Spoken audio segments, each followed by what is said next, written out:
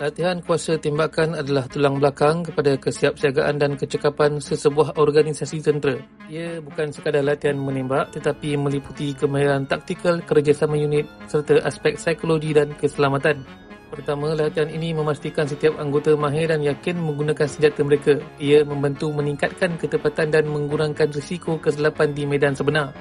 Kedua, dari sudut taktikal, latihan ini melatih anggota untuk menggunakan kuasa tembakan secara strategik dalam pelbagai situasi dan koordinasi bersama unit lain seperti infanteri dan artileri.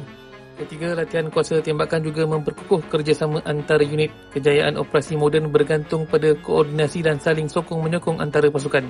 Keempat, ia membina ketahanan mental dalam tekanan pertempuran. Hanya latihan berterusan mampu melahirkan anggota yang tenang dan membuat keputusan tepat. Kelima, latihan ini juga mengikuti perkembangan teknologi. Anggota perlu mahir mengadakan sistem moden seperti drone, senjata pintar dan kawalan tembakan automatik. Selain itu, aspek keselamatan juga ditekankan dari penjagaan senjata hingga penggunaan pelindung diri. Akhir sekali, latihan intensif ini membina disiplin dan semangat pasukan, asas utama kepada kekuatan sesebuah angkatan tentera. Kesimpulannya, latihan kuasa tembakan bukan sekadar keperluan, ia adalah keutamaan dalam memastikan angkatan tentera bersedia menghadapi sebarang cabaran.